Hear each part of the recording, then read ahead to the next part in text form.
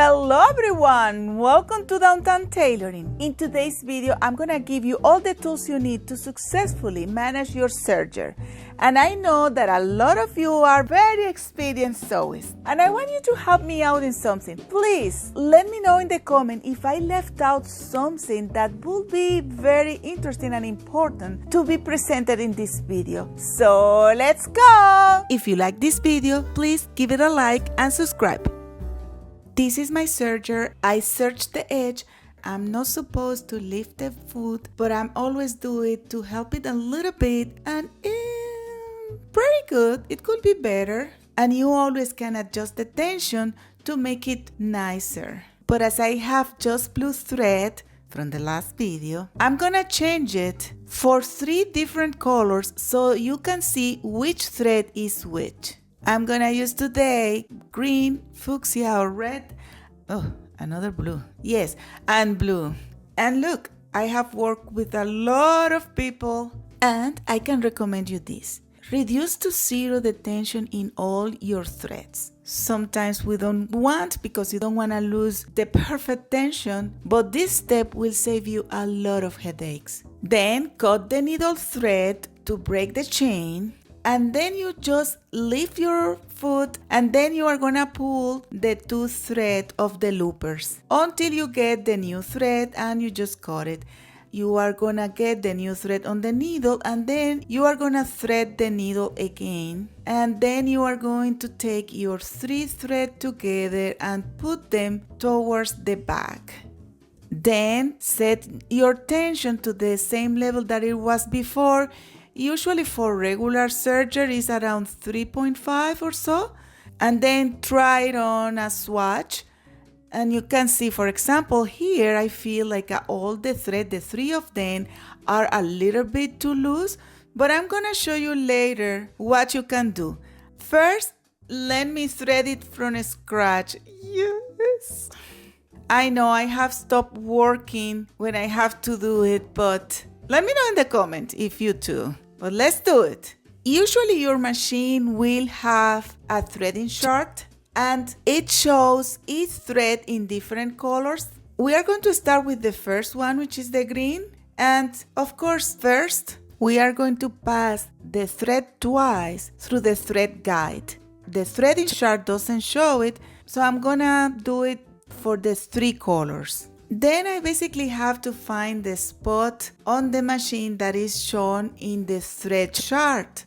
So I just pass everything through the tension and then I'm going through this loop here, and then this is where the difficult thing starts. So I'm gonna go through this hole there, and as you can see the hole in the chart and then you can see the hole in the machine. And they are marked with the green color, which indicates you that your thread is going through this. Now the part that confused us all is that this thread has to go to the other side. I'm gonna move my lower looper by turning the hand wheel until I can see this hidden loop. And then I'm gonna pass my thread using my tweezers. And with my fingers holding one side and my tweezer holding the other side, I'm gonna push it through the loop. And here you go. That's it. Great job. We are almost there.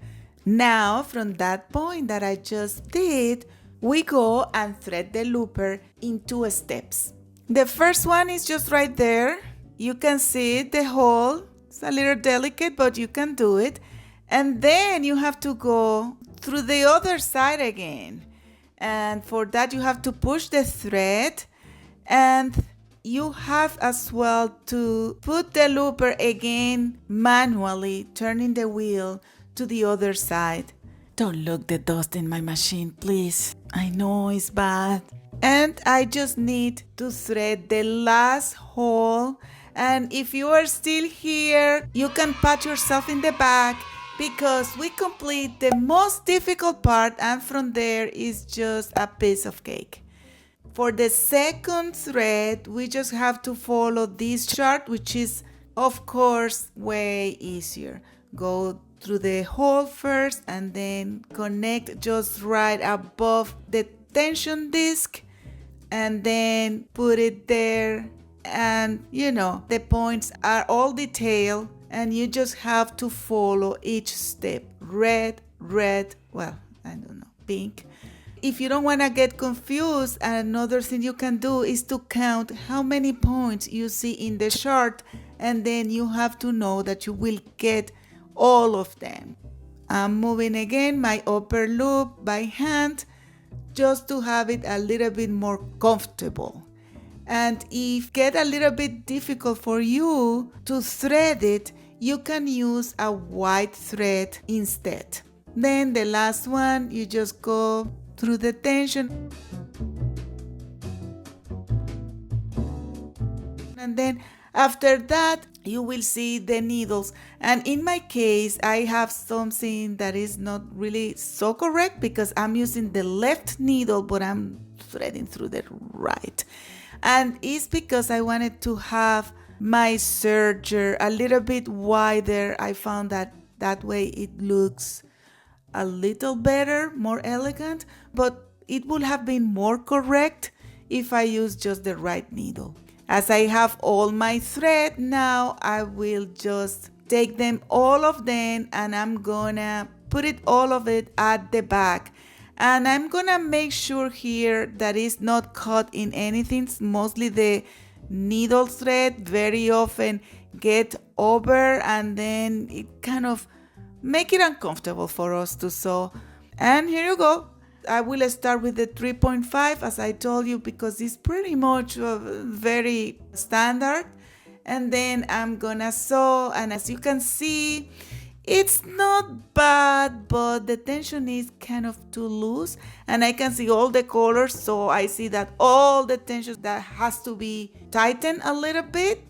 And I will sew again, and now it's looking better, but I didn't move it so much, so I'm gonna tighten the tension just a little bit more, and tighten means put a higher number. And you see, after I sew a little bit, you have to give it a little bit of the chance to sew, because it doesn't take the tension like just right away.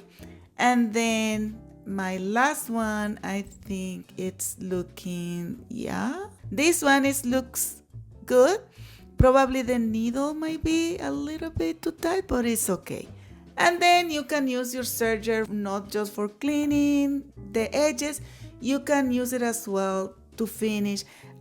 In the last video, I show you how to using the 4th thread. You can close and finish, and you can do as well kind of invisible hem.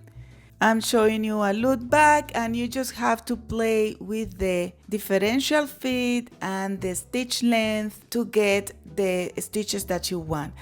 I want to make another video for the use of the serger as a decorative tool, but I want today prepare you to do just the basics, what you do the most. So in this case, as you can see, it looks pretty nice. Still, the tension is not good, so I will just, tighten up that tension to make it a little bit better. Still, I need to tighten it out a little bit, so I'm gonna tighten it. And you can control your edges by playing with the length of the stitch and the differential feet, and make it a little bit more tighter, more, a lot of things you can do with the serger. But as I said, let's go back to the basics, and I want to show you how to finish the edges. When you finish your stitch, you always can cut the tail of the thread with the machine. It has like a kind of knife that you can use it always. Just push it then. And to finish those tails, you can use a big sewing machine. Oh my gosh, sorry for my hands. I need a urgent manicure. Just kiss me. It's the cold. And then you just need to insert back that tail and cut the excess. And it's pretty clean. I like this way very much. You can do it as well directly with the machine. For that, you just do like a kind of 2 stitches, and then lift your foot and take the tail to the front And then you are gonna sew 1.5 inches or so, and then cut the excess of the tail. And to finish, you can do 1 stitch after the edge and then turn all your fabric. And then you do 1 or 2 stitches, lift your foot, and then put everything back and then sew again. If you don't want to have the thread out this way, then you can lower the knife and then you just cut the excess of material. To make corners, sew until the edge, and then very carefully you have to do 2 more stitches. I do it by hand because otherwise it's very difficult. And then you can lift the pedal, push a little bit your fabric at the back, and pivot and put it back in the machine and sew. And you have a pretty good corner. I don't love it. Myself, I prefer to do it with the tail and then put it back as I showed it before. I think it looks a nicer and cleaner edges, but you know. And then for the corners inside, you just have to snip a little bit the corner, and then you are gonna sew your material normally. And then when you are arriving to the corner, you just pull it like a straight, and then just be careful to not, fold too much the material, and then you just sew it and you have your corner. And that's it, guys. If you find this video useful, please give us a like and don't forget to subscribe, share, comment. Bye!